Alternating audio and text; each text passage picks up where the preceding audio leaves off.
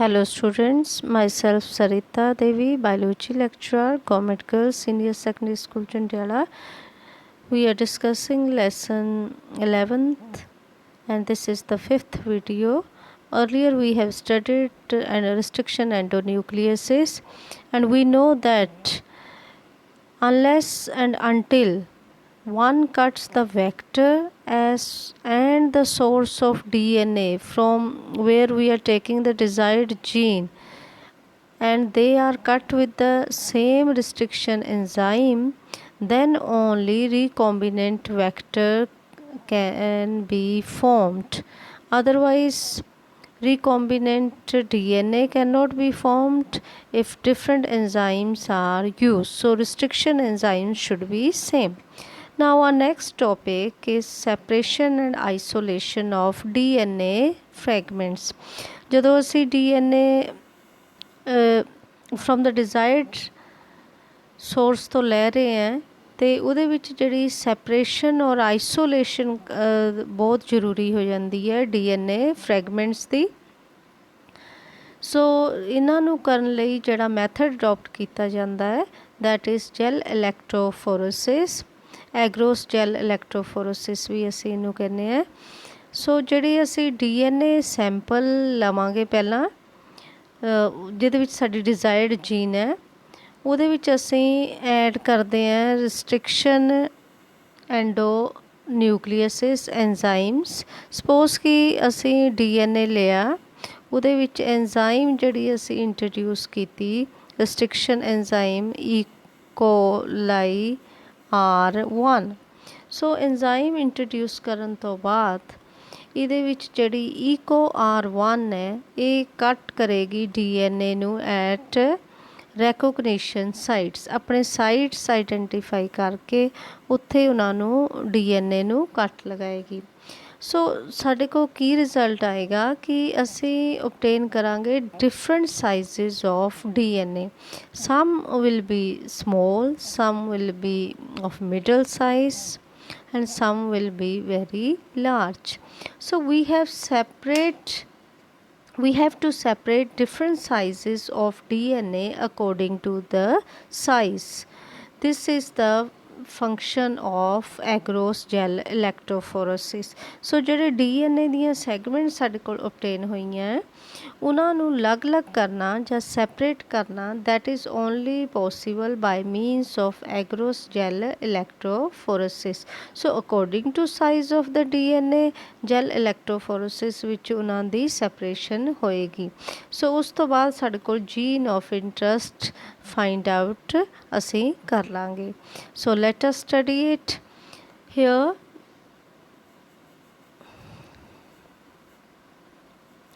ਸੋ ਇਹਦੇ ਵਿੱਚ ਆਪਾਂ ਦੀ cutting of DNA by restriction endonucleases results in the fragments of DNA। ਜਿਸ ਤਰ੍ਹਾਂ ਮੈਂ ਤੁਹਾਨੂੰ ਦੱਸ ਚੁੱਕੀ ਹਾਂ ਕਿ ਜਿਸ ਤਰ੍ਹਾਂ ਅਸੀਂ DNA ਨੂੰ ਕੱਟਦੇ ਹਾਂ ਰਿਸਟ੍ਰਿਕਸ਼ਨ ਐਂਡੋਨਿਊਕਲੀਅਸਿਸ ਦੇ ਨਾਲ, ਉਹਦੇ ਛੋਟੇ ਛੋਟੇ ਫਰੈਗਮੈਂਟਸ ਜਾਂ ਪੀਸਿਸ DNA ਦੇ ਬਣ ਜਾਂਦੇ ਹੈ। ਸੋ ਹੇਅਰ DNA ਇਹਦੇ 'ਚ ਰਿਸਟ੍ਰਿਕਸ਼ਨ ਨਿਊਕਲੀਅਸ ਬਣਨਾ, ਇਹਦੇ ਛੋਟੇ ਛੋਟੇ ਪੀਸਿਸ ਤਿਆਰ ਹੋ ਜਾਂਦੇ ਆ। Fragments can be separated by technique, ਜਿਹੜਾ ਤਰੀਕਾ ਅਸੀਂ ਯੂਜ਼ ਕਰਾਂਗੇ ਫਰੈਗਮੈਂਟਸ ਦੇ ਅਲੱਗ-ਅਲੱਗ ਸਾਈਜ਼ਸ ਨੂੰ ਸੈਪਰੇਟ ਕਰਨ ਲਈ, that will be the gel electrophoresis. Since DNA fragments ਜਿਹੜੀਆਂ ਨੈਗੇਟਿਵਲੀ ਚਾਰਜਡ ਹੈ, so they can be separated by forcing them to move towards the anode under the electric field through the medium matrix. ਅਸੀਂ ਇਹਦੇ ਵਿੱਚ ਕੀ ਕਰਾਂਗੇ ਕਿ ਐਗਰੋਸ gel ਲਵਾਂਗੇ। ਐਗਰੋਸ ਜਿਹੜੀ gel ਤਿਆਰ ਕਰਨ ਲਈ ਸਾਨੂੰ ਐਗਰੋਸ ਪਾਊਡਰ ਲੈਣਾ ਪੈਂਦਾ ਹੈ। ਐਗਰੋਸ ਪਾਊਡਰ ਕੀ ਹੈ? ਪੋਲੀਸੈਕਰਾਈਡ ਹੈ, ਜਿਹੜੀ ਕਿ ਐਕਸਟਰੈਕਟ ਕੀਤਾ ਜਾਂਦਾ ਹੈ ਫਰੋਮ ਸੀਵੀਡਸ, ਜਿਹੜੀਆਂ ਕਿ ਮੈਰੀਨ ਐਲਗੀ ਹੈ। So agarose obtained from seaweed which is a type of marine algae. ਔਰ ਉਸ ਤੋਂ ਬਾਅਦ ਇਹਨਾਂ ਨੂੰ ਅਸੀਂ ਜਿਹੜੀ ਇਲੈਕਟ੍ਰੋਫੋਰੇਸਿਸ ਦਾ ਮਤਲਬ ਹੈ ਅੰਡਰ ਇਲੈਕਟ੍ਰਿਕ ਫੀਲਡ ਦੇ ਵਿੱਚ ਰੱਖਿਆ ਜਾਂਦਾ ਹੈ। ਸੋ ਇਹਦੇ ਵਿੱਚ ਜਿਹੜੇ DNA ਦੀ ਮੂਵਮੈਂਟਸ ਹੋਏਗੀ due to the charge passing through it. So ਅਸੀਂ ਜਿਹੜੀ ਪਹਿਲਾਂ ਪਾਊਡਰ ਦੈਟ ਇਜ਼ ਐਗਰੋਸ, ਉਹਨੂੰ ਅਸੀਂ ਜੈਲ ਫੋਮ ਦੇ ਵਿੱਚ ਉਹਨੂੰ ਕਨਵਰਟ ਕੀਤਾ ਜਾਂਦਾ ਹੈ ਸੋ ਜੈਲ ਫੋਮ ਦੇ ਵਿੱਚ ਕਨਵਰਟ ਕਰਨ ਲਈ ਉਸ ਦੇ ਵਿੱਚ ਬਫਰ ਸੋਲੂਸ਼ਨ ਪਾਇਆ ਜਾਂਦਾ। So let me show you. So here ਜੇ ਸਾਡੇ ਕੋਲ ਇੱਕ ਬੀਕਰ ਹੈ, ਉਹਦੇ ਵਿੱਚ ਅਸੀਂ ਪਹਿਲਾਂ ਐਗਰੋਸ ਪਾਊਡਰ ਪਾ ਦਾਂਗੇ। Then here we will add buffer add ਕਰਨ ਤੋਂ ਬਾਅਦ ਇਸ ਨੂੰ ਬੋਇਲ ਕੀਤਾ ਜਾਏਗਾ। ਫਿਰ ਇਸ ਤੋਂ ਬਾਅਦ ਇਹਨੂੰ ਕੂਲ ਕਰਨ ਤੋਂ ਬਾਅਦ ਇਹ ਐਗਰੋਸ ਜੈਲ ਤਿਆਰ ਹੋ ਜਾਏਗੀ। ਐਂਡ ਐਗਰੋਸ ਜੈਲ ਮੀਨਸ ਕਿ ਸੈਮੀ ਸੋਲਿਡ ਇੱਕ ਜੈਲ ਟਾਈਪ ਮਿਕਸਚਰ ਹੈ which is a semi solid. So here what we will do next, ਜਿਹੜੇ ਛੋਟੇ ਛੋਟੇ ਪੀਸਿਸ ਜਾਂ ਫਰੈਗਮੈਂਟਸ ਟੁਕੜੇ ਸਾਡੇ ਕੋਲ ਤਿਆਰ ਹੋਏ ਆ DNA ਦੇ, ਅਸੀਂ ਉਹਨੂੰ ਇੱਕ ਪਲੇਟ ਲਵਾਂਗੇ ਔਰ ਪਲੇਟ ਦੇ ਉੱਪਰ ਜਿਹੜੀ ਪਹਿਲਾਂ ਐਗਰੋਸ ਜੈਲ ਸਾਰੀ ਸਪਰੈਡ ਕੀਤੀ ਜਾਏਗੀ। ਸੋ ਉਸ ਤੋਂ ਬਾਅਦ ਇਹਨਾਂ ਦੇ ਵਿੱਚ ਜਿਹੜੀ DNA negatively charged has DNA ਜਿਹੜੇ ਪੀਸਿਸ ਹੈ they will be placed on the agarose gel, ਕਿਉਂਕਿ DNA is negatively charged means ਕਿ DNA ਹੈਜ਼ ਫੋਸਫੇਟ ਗਰੁੱਪ ਹੁੰਦਾ ਹੈ with negative charge on the phosphate group. So ਇਸ ਕਰਕੇ ਇਹਨੂੰ ਅਸੀਂ ਕਹਿੰਦੇ ਹਾਂ DNA is negatively charge.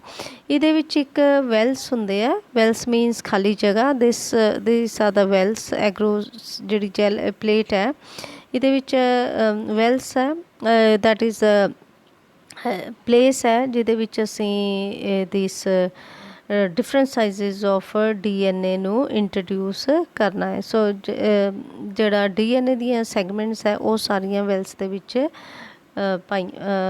Add ਕੀਤੀਆਂ ਜਾਂਦੀਆਂ। ਸੋ ਵਨ ਐਂਡ ਦੇ ਵਿੱਚ ਜਿਹੜਾ ਇਹਦੇ ਨੈਗੇਟਿਵਲੀ ਚਾਰਜਡ ਹੁੰਦਾ ਹੈ ਔਰ ਦੂਸਰਾ ਐਂਡ ਅਸੀਂ ਇਹਦਾ ਪੋਜ਼ਿਟਿਵ ਹੈ। So positive one is anode ਔਰ ਜਿਹੜਾ ਨੈਗੇਟਿਵਲੀ ਚਾਰਜਡ ਹੈ that is the cathode. So when electric field ਇਹਨਾਂ ਦੇ ਵਿੱਚੋਂ ਪਾਸ ਕੀਤਾ ਜਾਂਦਾ ਹੈ, DNA being negatively charged it will move towards the positive anode। So agarose gel ਦੇ ਉੱਪਰ ਉਹ ਮੂਵਮੈਂਟ ਕਰਨੀ ਸ਼ੁਰੂ ਕਰ ਦਿੰਦਾ ਹੈ। ਸੋ ਜਿਹੜੀਆਂ ਐਸ ਰੂਲ ਜਿਹੜੀਆਂ ਸਮੋਲ ਸਾਈਜ਼ਡ DNAs ਹੈ ਦੇ ਵਿਲ ਮੂਵ ਫਾਸਟਰ ਔਰ that means they are forward ਅੱਗੇ ਹੈ as compare to the others. ਜਿਹੜੇ ਲਾਰਜਰ ਸਾਈਜ਼ DNAs ਹੈ they are at the back, ਕਿਉਂਕਿ ਦੇ ਮੂਵ ਸਲੋ, ਉਹਨਾਂ ਦਾ ਵੇਟ ਜ਼ਿਆਦਾ ਹੈ। ਸੋ ਹੇਅਰ ਜਿਹੜੇ ਲਾਰਜੈਸਟ ਸਾਈਜ਼ ਹੈ ਮੋਸਟਲੀ ਦੇ ਪਿੱਛੇ ਰਹਿ ਜਾਣਗੇ ਔਰ ਜਿਹੜੇ ਲਾਈਟ ਵੇਟ ਦੇ ਉਹ ਅੱਗੇ ਆ ਜਾਣਗੇ ਔਰ ਜਿਹੜਾ ਇਨ ਬਿਟਵੀਨ ਸਾਈਜ਼ ਹੈ DNA ਦਾ they will be in the middle.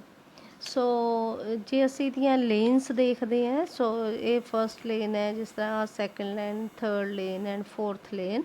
So first lane ਦੇ ਵਿੱਚ ਜਿਸ ਤਰ੍ਹਾਂ ਹੈ ਕਿ ਇਹਦੇ ਕੋਈ ਹੋਰ ਸਾਨੂੰ DNA ਨਹੀਂ ਦਿਖ ਰਹੀਆਂ, that means it is undigested DNA fragments ਹੈ। ਰਿਸਟ੍ਰਿਕਸ਼ਨ ਐਂਜ਼ਾਈਮਸ ਨੇ ਆਪਣਾ ਜਿਹੜਾ ਇਹਨਾਂ ਦੇ ਉੱਪਰ ਜ਼ਿਆਦਾ ਕੰਮ ਨਹੀਂ ਕੀਤਾ। ਜਿਹੜੀ ਸੈਕਿੰਡ ਲੇਨ ਹੈ as well as the third lane, this one second, third and fourth lane means ਆਪਾਂ ਇਸ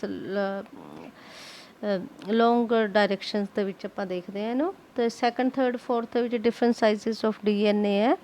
ਡਾਈਜੈਸਟਿਡ ਇਹ DNA ਫਰੈਗਮੈਂਟਸ ਹੈ, ਇਹਦਾ ਮਤਲਬ ਹੈ ਕਿ ਇਹਨਾਂ ਦੇ ਉੱਪਰ restriction endonucleases has worked on it and broken down it into smaller sizes. So here so ਇਹਦੇ ਵਿੱਚ ਇਹ ਮੂਵਮੈਂਟਸ ਇਹਨਾਂ ਦੀ ਹੋਣੀ ਸ਼ੁਰੂ ਹੋ ਜਾਂਦੀ ਹੈ। Now let us see here, since the DNA fragments are negatively charged molecules, they can be separated by forcing them to move towards the anode, that is the positive charge under the electric field. ਜਦੋਂ electric current ਪਾਸ ਕੀਤਾ ਜਾਂਦਾ ਹੈ ਤਾਂ ਉਹ movement ਸ਼ੁਰੂ ਹੋ ਜਾਂਦੀ। ਨਾਓ days ਦਾ most commonly used matrix ਜਿਹੜਾ ਅਸੀਂ ਯੂਜ਼ ਕੀਤਾ ਇਹਦੇ ਵਿੱਚ ਐਗਰੋਸ ਹੈ, ਜਿਹੜਾ ਮੈਂ ਤੁਹਾਨੂੰ ਦੱਸਿਆ ਨੈਚੁਰਲ ਪੋਲੀਮਰ ਹੈ, ਐਕਸਟ੍ਰੈਕਟਿਡ ਕੀਤਾ ਜਾਂਦਾ ਹੈ ਫਰੋਮ ਦਾ ਸੀਵੀਡ। DNA ਫਰੈਗਮੈਂਟਸ ਜਿਹੜੀਆਂ ਮੂਵ ਕਰਦੀਆਂ ਇਹਦੇ ਉੱਪਰ ਅਕੋਰਡਿੰਗ ਟੂ ਦਾ ਸਾਈਜ਼, ਇੱਕ ਤਰ੍ਹਾਂ ਇਹਨਾਂ ਦੇ ਵਿੱਚ ਪੁਣ ਜਾਂਦੀਆਂ ਜਾਂ ਸਿਵਿੰਗ ਹੋ ਜਾਂਦੀ, ਇਹਨਾਂ ਦੀ ਫਿਲਟਰ ਹੋ ਜਾਂਦੀ, ਇਫੈਕਟਸ ਪ੍ਰੋਵਾਈਡਡ ਬਾਈ ਦੀ ਐਗਰੋਸ ਜੈਲ। ਸਮੋਲਰ ਫਰੈਗਮੈਂਟਸ ਜਿਹੜੀਆਂ ਫੋਰਵਰਡ ਮੂਵ ਕਰ ਜਾਂਦੀਆਂ ਔਰ ਲਾਰਜਰ ਜਿਹੜੀਆਂ ਪਿੱਛੇ ਰਹਿ ਜਾਂਦੀਆਂ। ਜੇ ਤੁਸੀਂ ਇਹ ਫਿਗਰ ਦੇਖਦੇ ਹੋ ਤਾਂ guess at which end of the gel ਦਾ ਸੈਂਪਲ ਵਾਸ ਲੋਡਡ। ਜਿਹੜਾ ਸੈਂਪਲ ਹੈ ਉਹ ਇੱਧਰਲੀ ਸਾਈਡ 'ਤੇ ਲੋਡ ਕੀਤਾ ਜਾਂਦਾ ਹੈ, ਕਿਉਂਕਿ ਜਿਹੜੀ DNA ਨੈਗੇਟਿਵਲੀ ਚਾਰਜਡ ਹੈ ਤੇ ਉਹ ਜਲਦੀ ਜਿਹੜਾ ਹੈ ਉਹ ਪੋਜ਼ਿਟਿਵ ਚਾਰਜ ਨੂੰ ਮੂਵ ਕਰਦਾ ਹੈ। Now the separated DNA fragments they can be visualized only after staining with the DNA with the compound known as ethidium bromide। ਸੋ ਜੇ ਅਸੀਂ DNA ਨੂੰ ਇਸ ਤਰ੍ਹਾਂ ਹੀ ਦੇਖਣਾ ਚਾਹੀਏ ਫਰੈਗਮੈਂਟਸ ਨੂੰ ਤੇ ਇਹ ਵਿਜ਼ੂਅਲ ਨਹੀਂ ਹੁੰਦੀਆਂ। ਇਹਨਾਂ ਨੂੰ ਦੇਖਣ ਲਈ ਸਾਨੂੰ ਜਿਹੜਾ ਕੈਮੀਕਲ ਦੀ ਲੋੜ ਹੈ ਦੈਟ ਇਜ਼ ethidium bromide। ਸੋ ਇਥੀਡੀਅਮ ਬ੍ਰੋਮਾਈਡ ਦੇ ਕਾਰਨ ਹੀ ਸਾਨੂੰ ਇਹ ਦਿਖਾਈ ਦੇਣਗੀਆਂ। ਫਿਰ ਇਸ ਤੋਂ ਬਾਅਦ ਇਹਨਾਂ ਦਾ ਐਕਸਪੋਜ਼ਰ ਕੀਤਾ ਜਾਂਦਾ ਹੈ UV ਰੇਡੀਏਸ਼ਨਸ ਨੂੰ। then you can see pure DNA fragments in the visible light without staining। you cannot see means ਕਿ ਤੁਹਾਨੂੰ ਇਹ DNA ਨਹੀਂ ਦਿਖਾਈ ਦੇਗਾ visible light ਦੇ ਵਿੱਚ ਵਿਦਆਊਟ ਜੇ ਸਟੇਨਿੰਗ ਨਹੀਂ ਕਰਾਂਗੇ ਮੀਨਸ ਕਿ ਇਹਨੂੰ ਇਥੀਡੀਅਮ ਬ੍ਰੋਮਾਈਡ ਨਾਲ ਸਟੇਨ ਕਰਨਾ ਜ਼ਰੂਰੀ ਹੈ ਔਰ ਇਹਨਾਂ ਦਾ ਜਿਹੜਾ ਔਰੇਂਜ ਕਲਰ ਬੈਂਡਸ ਬਣਨੇ ਸ਼ੁਰੂ ਹੋ ਜਾਂਦੇ ਆ ਆਫ ਦੀ DNA। ਸੋ ਫਿਰ ਹੀ ਸਾਨੂੰ ਇਹ ਜਿਹੜੀ UV ਲਾਈਟ ਦੇ ਕਾਰਨ ਦਿਖਾਈ ਦਿੰਦੇ ਹੈ। ਸੈਪਰੇਟਡ ਜਿਹੜੀਆਂ ਬੈਂਡਸ ਹੈ ਆਫ DNA ਆਰ ਕੱਟ ਫਰੋਮ ਦੀ ਐਗਰੋਸ ਜੈਲ। ਫਿਰ ਇਸ ਤੋਂ ਬਾਅਦ ਜਿਹੜੀ ਹੁਣ ਕੋਈ ਸਾਡੀ ਜਿਹੜੀ ਵੀ ਡਿਜ਼ਾਇਰਡ DNA ਹੈ ਇੰਨੀ ਅਸੀਂ ਐਗਰੋਸ ਜੈਲ ਦੇ ਨਾਲ ਉਸਨੂੰ ਕੱਟਿਆ ਜਾਂਦਾ ਹੈ। ਮੀਨਸ ਕਿ DNA ਫਰੈਗਮੈਂਟ ਪਲੱਸ ਜਿਹੜਾ ਐਗਰੋਸ ਹੈ ਜਿਹੜਾ ਇਹਦੇ ਵਿੱਚ ਸਪਰੈਡ ਕੀਤਾ ਹੋਇਆ ਇਹਦੇ ਉੱਪਰ ਪੂਰੀ ਪਲੇਟ ਦੇ ਉੱਪਰ ਉੱਥੋਂ ਇਹਨੂੰ ਕੱਟ ਕੀਤਾ ਜਾਂਦਾ ਹੈ extracted from the gel piece. ਫਿਰ ਉਸ ਪੀਸ ਨੂੰ ਬਾਹਰ ਰਿਮੂਵ ਕੀਤਾ ਜਾਂਦਾ ਹੈ। This step is known as elution. So elution ਜਿਹੜਾ ਇਹਦੀ ਡੈਫੀਨੇਸ਼ਨ ਆਪਾਂ ਕਿਸ ਤਰ੍ਹਾਂ ਦੇਵਾਂਗੇ ਦੀ process of separation of one material from another specially with the solvent. ਫਿਰ ਅਸੀਂ ਇਹਨਾਂ ਦੀ ਸੈਪਰੇਸ਼ਨ ਕਰਦੇ ਹਾਂ with help of a solvent ਜਿਹਦੇ ਨਾਲ ਜਿਹੜਾ ਐਗਰੋਸ ਹੈ that will be separated from the DNA। DNA fragments purified in this way are used in constructing recombinant DNA by joining them with the cloning vector। ਸੋ ਸਾਡੇ ਕੋਲ ਜਿਹੜਾ DNA ਇਹਦੇ ਵਿੱਚ separate ਹੋ ਜਾਂਦਾ ਹੈ ਫਰੋਮ ਦੀ ਐਗਰੋਸ ਜੈਲ ਤੋਂ ਅਲੱਗ ਹੋ ਗਿਆ DNA। ਫਿਰ ਉਸ DNA ਨੂੰ ਅਸੀਂ ਯੂਟੀਲਾਈਜ਼ ਕਰਦੇ ਹਾਂ to combine it with the plasmid ਔਰ ਪਲਾਸਮਿਡ ਦੇ ਨਾਲ ਇਹ ਕੰਬਾਈਨ ਹੋਣ ਦੇ ਨਾਲ ਇਹ ਬਣ ਜਾਂਦਾ ਹੈ ਰੀਕੋਂਬੀਨੈਂਟ DNA। ਸੋ ਜੈਲ ਇਲੈਕਟ੍ਰੋਫੋਰੇਸਿਸ ਜਿਹੜਾ ਹੈ ਹੈਲਪ ਕਰਦਾ ਹੈ to separate and isolate the DNA fragments। So this completes separation and isolation of DNA fragments. Thank you.